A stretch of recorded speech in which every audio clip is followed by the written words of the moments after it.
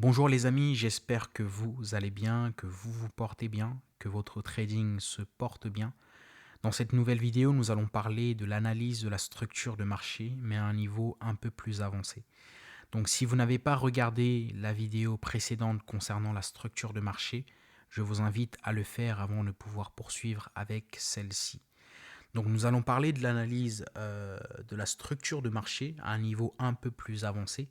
Donc une analyse en multi-unité de temps, multi-time frame, donc en multi-TF, parce que c'est quelque chose de fondamental lorsque vous arrivez sur les graphiques et que vous voulez commencer votre session. Commencez déjà par analyser la structure de marché sur différentes unités de temps. D'accord?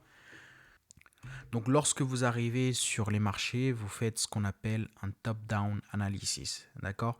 Une analyse top-down, c'est analyser la structure de marché en partant de notre HTF, donc Higher Time Frame, donc c'est la plus haute unité de temps, et en descendant vers notre LTF. Elle nous permet d'avoir une vision globale de la direction du marché sur différentes TF, donc sur différentes unités de temps.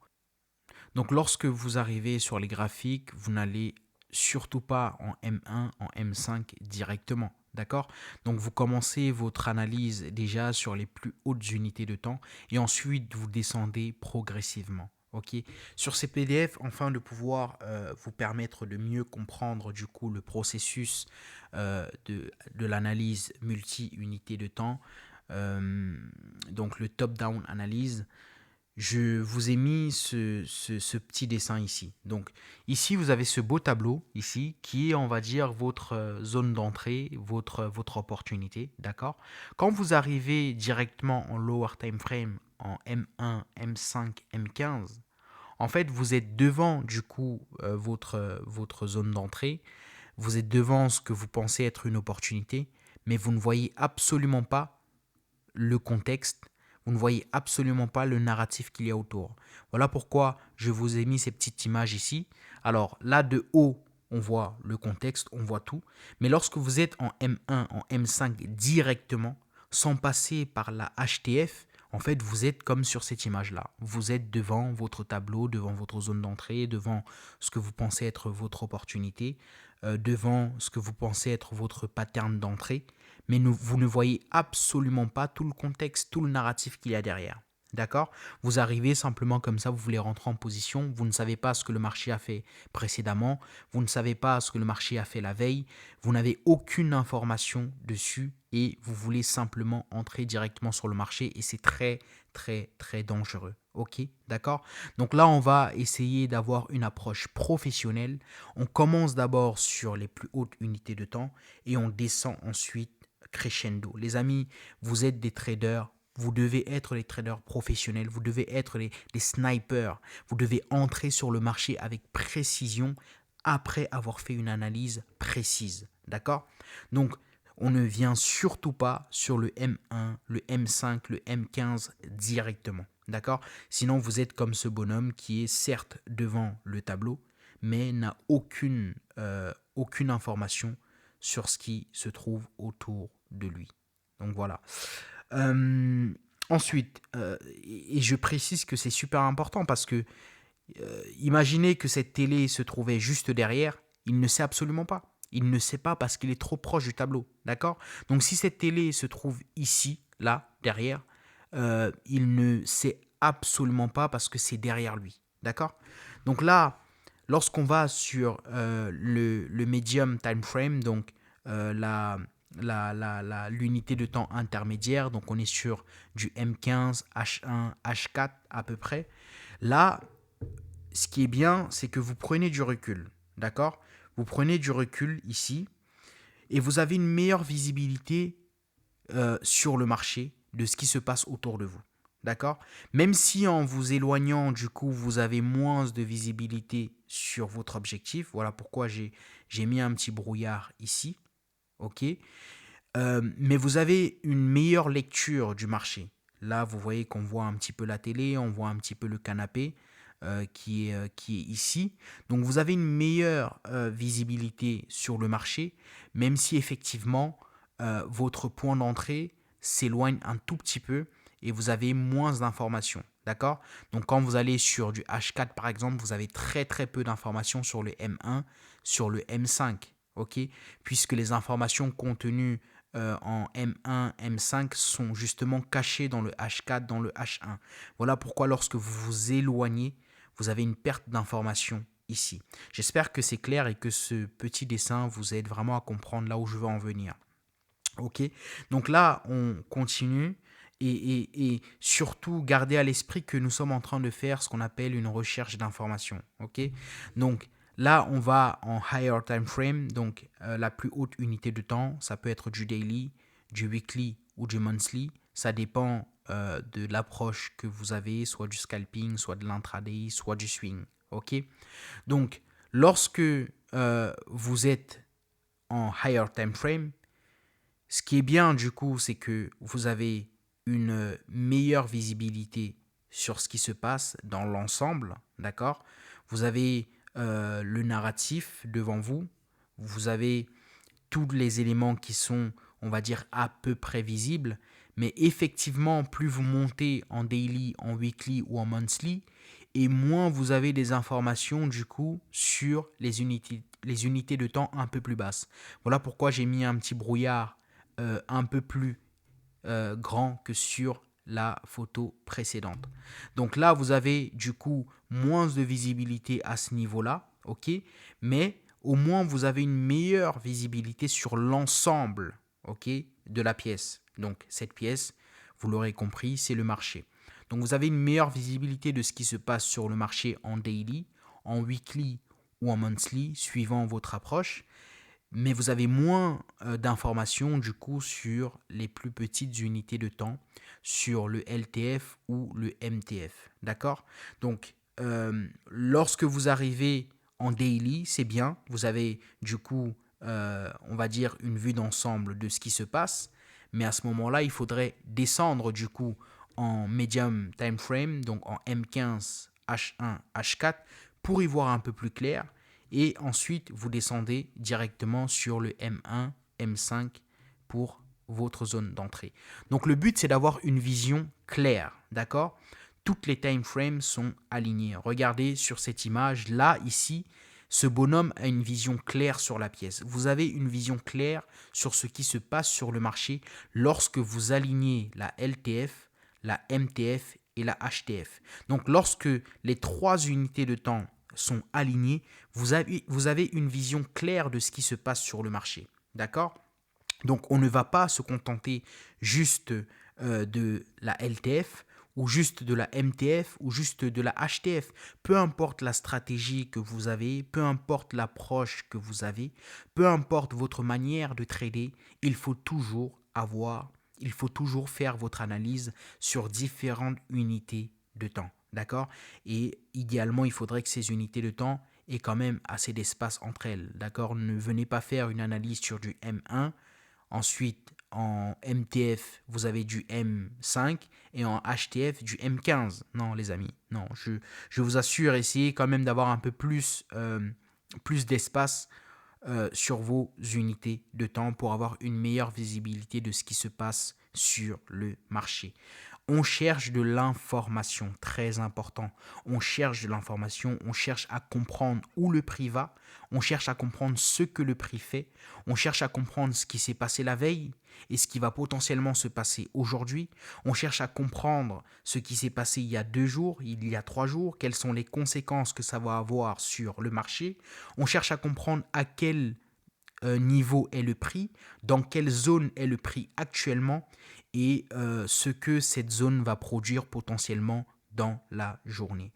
Donc lorsque vous analysez le marché sur différentes unités de temps afin de construire un narratif, afin d'avoir une entrée précise et surtout afin de comprendre ce que vous êtes en train de faire, de comprendre ce que le prix est en train de vous dire. C'est très important parce que les graphiques parlent. Maintenant, faudrait-il que nous puissions comprendre ce que le marché est en train de nous dire au travers de l'analyse technique, de l'analyse multi-unité de temps.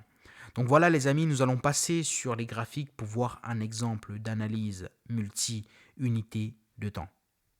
Nous voici sur les graphiques, les amis. Donc là, on est directement en M1 et c'est justement l'erreur à ne pas faire. Lorsque vous arrivez sur les graphiques, n'allez pas directement sur le M1. Ça ne sert à rien. Le M1, il y a énormément de bruit, énormément de faux signaux, énormément d'incitation à se positionner. Il y a beaucoup trop d'infos, d'accord? Le prix monte, il monte, il descend, une cassure ici, puis une autre cassure ici. Enfin, il y a énormément d'informations, donc ne venez pas directement sur le M1, M2 ou même le M5, d'accord? Donc vous allez commencer votre analyse en daily, ok? Donc on arrive directement en daily pour comprendre ce que le prix est en train de faire et essayer de récolter un maximum d'informations afin de construire une analyse et potentiellement une entrée. Donc là, ici, on a la cassure de structure. Voilà, on voit clairement que nous sommes bullish. Nous sommes bullish avec ici le high ici. Ok. Je vais même mettre un low, un high, un low ici et un high juste ici. Donc low, high, low, high. Donc là, pour le moment, le prix se trouve entre ce low et ce high. Donc pour le moment, nous sommes dans ce range ici. D'accord? Donc nous sommes haussiers pour le moment. Qu'est-ce qu'on remarque encore? Qu'est-ce que l'on voit? Vraiment, analyser le marché, c'est essayer de récolter un maximum d'informations sur que nous dit le prix. À quel niveau est le prix? Qu'est-ce que le prix est en train de faire? Donc on voit que déjà sur le plan structurel, nous sommes haussiers, d'accord, avec cette cassure de structure. Et puis on voit que le prix retrace à l'intérieur de ce mouvement haussier. On voit notre fair value gap ou notre imbalance ici. Voilà. Voilà, on a un fair value gap ici qui vient se faire remplir par le prix. On a ici un order block, d'accord, sur lequel le prix ne revient pas, mais ça reste un order block qui est valide. Mais le prix, lui, revient dans ce fair value gap, d'accord. Donc, vous voyez que en daily, on est haussier, mais à l'intérieur de ce mouvement haussier, on crée des mouvements baissiers. D'accord? Et ça, on va descendre en H4 pour mieux le voir. Parce qu'en daily, on a la tendance de fond qui est haussière. On descend en H4 pour voir la tendance de fond en H4. Donc, voici notre high en daily ici. On a du coup une structure interne baissière qui se met en place avec du coup des bas de plus en plus bas et des hauts de plus en plus bas. Voilà, tac, tac, tac, je vais mieux le faire, ça va être plus propre. Donc pareil, on a ici, on a ce low, on a ce high, je vais y arriver, on a ce high, on a ce low ici, on a ce high, on a ce low juste ici, on a ce high ici, on a ce low juste ici. Voilà, c'est ce low qui est revenu dans notre fair value gap daily. Et on a notre high qui est ici. D'accord? Donc la véritable cassure de structure s'est fait à ce niveau ici. D'accord? Il s'est fait à ce niveau ici. Donc on voit que en daily, on est baissier à l'intérieur de cette structure en H4 pardon, en H4 nous sommes baissiers à l'intérieur de cette structure haussière et on a le réalignement du coup avec la structure daily avec ce BOS qui permet au prix de repasser haussier. Ok, ce BOS on peut l'identifier ici en daily ou alors en H4 on l'identifie ici. Ok, donc là les amis, lorsque vous analysez le marché, vous pouvez même noter et penser à noter, d'accord. On va peut-être mettre daily, on est haussier, H4, on est aussi haussier. Et là, c'est parfait parce qu'on a un réalignement du coup de notre structure H4 avec notre structure daily. Ok. Et là, on a la cassure de structure. Souvenez-vous, dans la précédente vidéo, l'ancienne vidéo que j'ai fait sur la structure de marché, je vous ai dit, les amis, que après une cassure de structure, qu'est-ce que l'on attend? On attend forcément un retracement.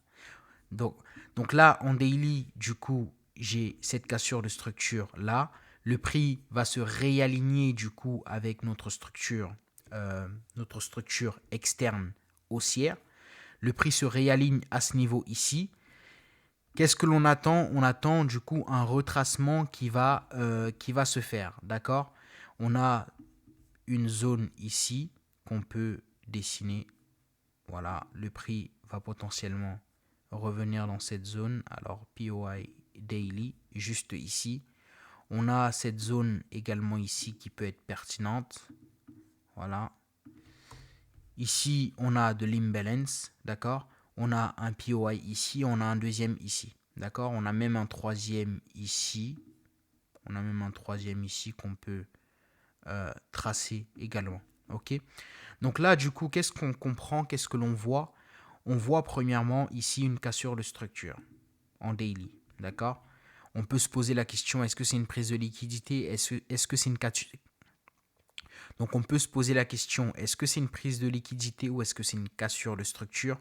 Pour le moment, à ce stade et sur cette unité de temps, difficile de le prédire, mais n'empêche que ça reste une cassure de structure. Donc on voit qu'on a ce high, on a ce low, on a ce high et on a la cassure de structure juste ici.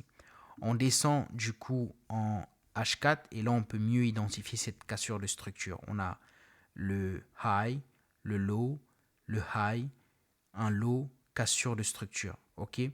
Et là, on voit que le prix vient prendre cette liquidité juste là, vient prendre ce high juste ici. Donc le prix vient prendre ce high juste ici. D'accord? Donc là, on va descendre en M15 pour voir ce que le M15 nous dit. Alors, en M15, donc en H4, du coup, en H4, on sait que on est baissier, d'accord? En H4, alors je vais reprendre. En H4, nous sommes haussiers. Cependant, nous passons baissier pour effectuer le retracement de cette structure haussière qui s'est réalignée avec la structure daily haussière. Ok? Donc H4, en daily, on est haussier. En H4, on est haussier. On repasse momentanément bearish pour effectuer potentiellement notre retracement avant de continuer des plus bas. D'accord? Donc là, on arrive du coup sur ce niveau. On a ici un order block juste là. Ok? Je vais mettre un order block H4 juste là. Donc notre prix à ce niveau-là. Ok? On a une prise de liquidité juste ici. Voilà, juste ici. Et on descend en M15. Qu'est-ce que l'on a en M15? Alors, tac, tac, tac, tac, tac. Ok.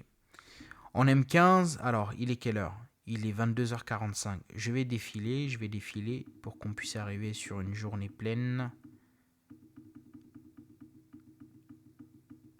Alors, tac, tac, tac. Là, il est quelle heure? Il est 8h. Ok, parfait. Donc là, du coup, en M15, qu'est-ce que l'on a en M15? En M15, on a ce high. Je vais enlever. On a ce high. On a ce low. On a ce high. Et est-ce qu'on a une cassure de structure depuis?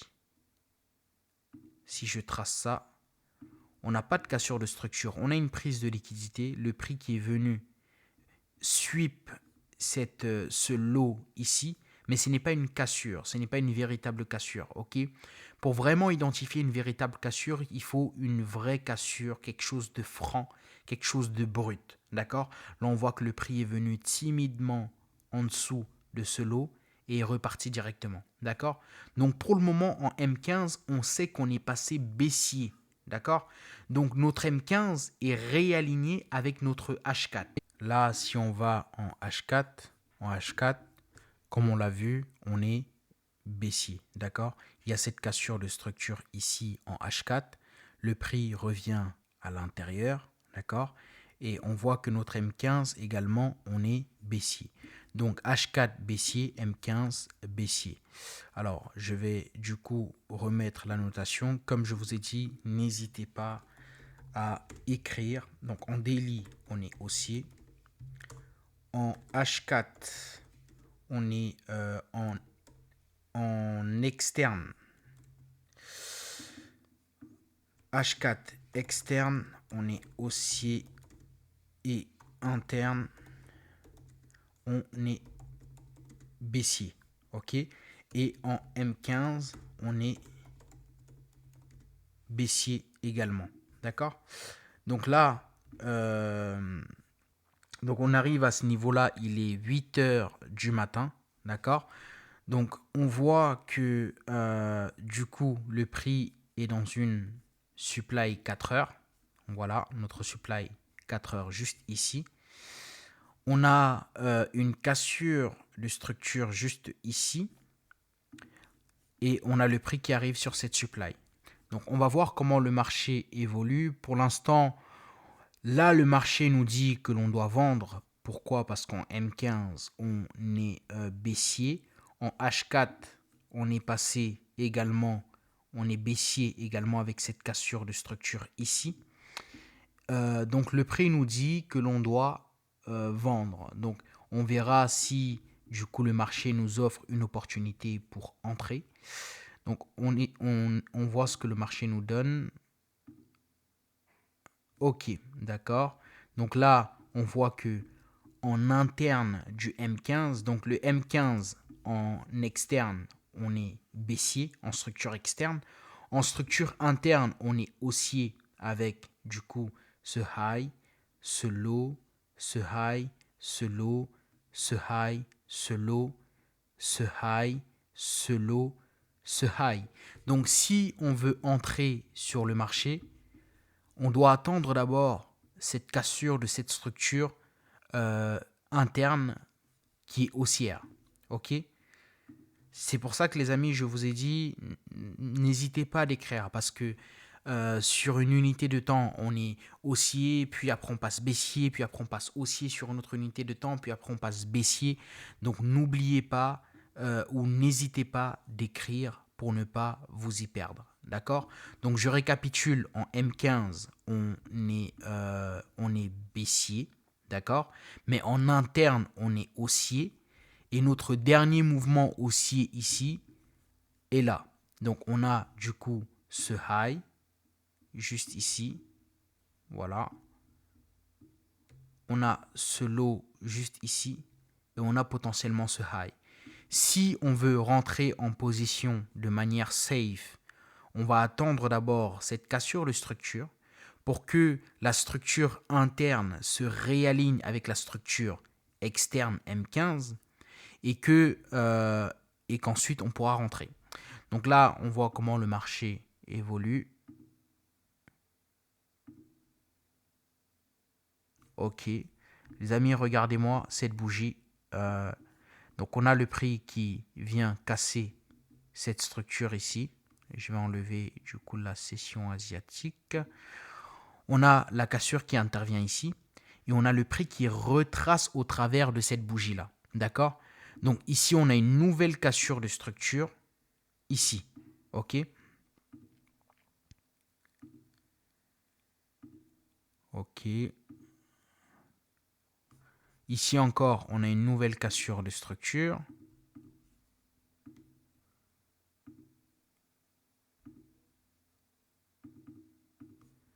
Je vais avancer.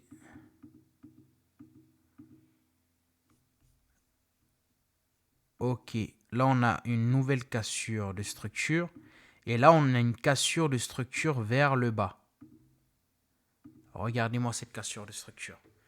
Donc là, notre structure interne se réaligne avec notre structure externe M15 et se réaligne potentiellement avec notre structure H4.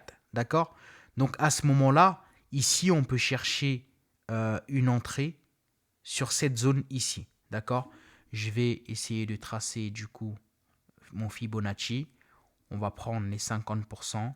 On va attendre que le prix revienne potentiellement sur les 50% en espérant que l'on soit déclenché. Donc là, je vais descendre en M5. OK? Tac, tac, notre 50% est juste là. Et on va voir ce que le prix nous donne. Regardez-moi ce niveau de liquidité là.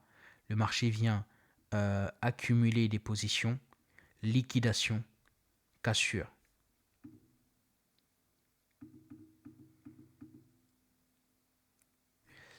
Attendez, je vais du coup retracer mon Fibonacci. Et là, qu'est-ce que l'on voit? On voit que le prix est revenu sur nos 50%. Donc je peux potentiellement entrer ici sur cette bougie. Cette bougie. Voilà, on va voir ce que le marché nous donne. Je vais me faire un RR de 2, 2,5. On va le mettre à ce niveau-là. Alors, quelle heure il est? Il est 14h30. Ok, donc on va voir ce que le prix nous donne. Et là, en une seule bougie, je me fais TP. Donc voilà les amis, un peu une manière d'analyser le marché en multi-time frame. C'est très important. N'arrivez pas directement sur le M1, M5. Il y en a plein qui font encore cette erreur-là. Commencez par le H4, par le daily et ensuite descendez, construisez votre analyse.